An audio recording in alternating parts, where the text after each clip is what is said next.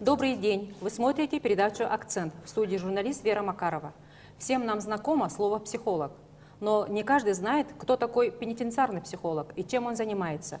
Сегодня у нас в гостях старший психолог психологической службы, отделение воспитательной и социальной работы с осужденными, Управление Федеральной службы исполнения наказаний по Республике Саха-Якутия, майор внутренней службы Оксана Романова.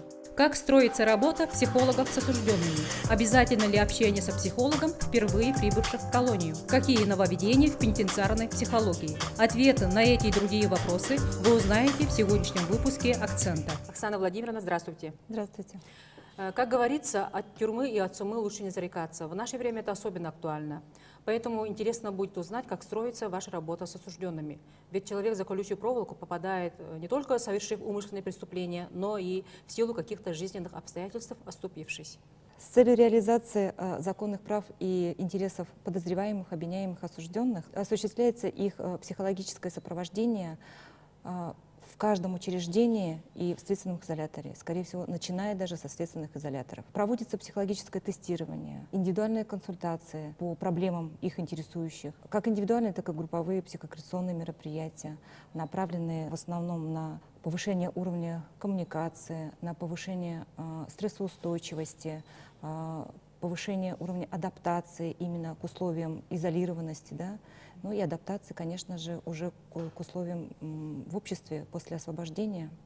Также психологи совместно взаимодействуют с другими сотрудниками учреждений, да? Это в подготовке осужденных уже к освобождению. Да?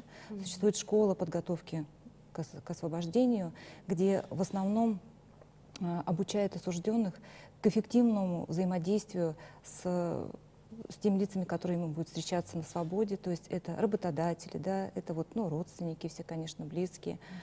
Ну вот как по основному. А какие основные задачи у вас? Первостепенной задачей пенитенциарной психологии, вернее, психологических служб стоит, это, конечно же, изучение личности осужденных, да, и она начинается у нас уже в работе с осужденными, когда они находятся в карантине, то есть это с вновь прибывшими сразу же осужденными.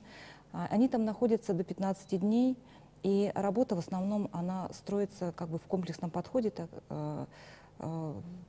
планируются воспитательные мероприятия, психокоррекционные, психотерапевтические, да, они в основном направлены на именно поднятие уровня мотивации к исправлению, поднятие развития личности осужденного.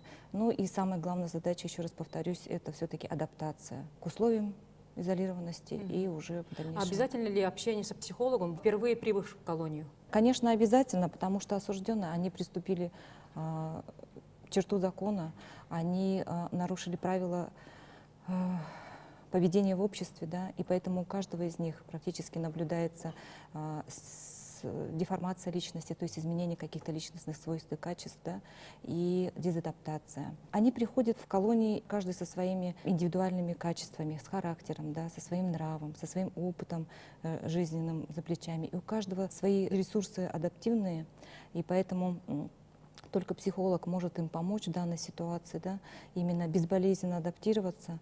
Он может им помочь и разъяснить именно условия нахождения в исправительных учреждениях. Он может им помочь ответить на многие их волнующие, интересующие вопросы, да, начиная с того, что со мной происходит, да, как дальше себя вести, чем заниматься в исправительных учреждениях, как общаться с сотрудниками, как правильно общаться с осужденными другими. Да? Но и самое-то главное, что психолог поможет понять, что статус осужденный — это временное явление. А как часто они обращаются к психологу за помощью? Обращаются достаточно часто, да, потому что практически каждый день у нас психологи работают, да, именно по... Это в колониях? В колониях, да. Потому что и обращаются вообще, ну, с разными причинами, начиная с того, что вот просто непонимание своего, допустим, психоэмоционального состояния, да, нарушение, допустим, сна, снижение настроения, да, или появление каких-то страхов, волнений, вот такого состояния. Также, допустим, могут быть какие-то трудные жизненные ситуации, допустим, какая-то вот информация от родных и близких, да, вот такая очень, допустим, там конфликтные ситуации, да, или там разлады в семье, не дай бог, смерть близких или родственников. И вот с такими просьбами-то и обращаются. А есть ли какие-нибудь нововведения в вашей работе? Нововведений очень много, да, и на сегодняшний день достаточно актуально стоит вопрос о проведении первостепенной психотерапевтической помощи осужденным, да. Это использование современных психотехнологий с целью их убеждений, установок, опять же таки, и психических состояний, изменений, да. Для этого в каждых подразделениях у нас есть комнаты психологических разгрузок, да.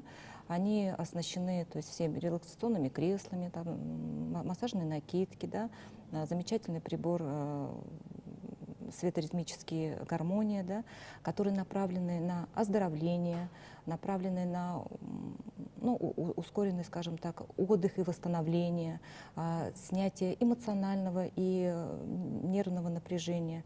То есть как бы вот в этом плане работа проходит. Но и также хочется отметить, что у наши психологи, они разрабатывают программы сами, да, и работают по которым. Это программы работы с женщинами, имеющих детей. Это работа с несовершеннолетними, осужденными, подозреваемыми, обвиняемыми, да, с осужденными инвалидами. Вот на сегодняшний день также хочется отметить, что у нас проходит эксперимент, в котором участвуют два подразделения. Это следственный изолятор и исправительная колония номер 6. Они работают по внедрению ведомственной программы психологическо-социальной работы, да, которая направлена на работу с осужденными алкогольной и наркотической зависимостью. Да. Работа направлена, ни для кого не секрет, что в основном-то преступление у нас совершается именно в алкогольно-наркотической опьянении, да?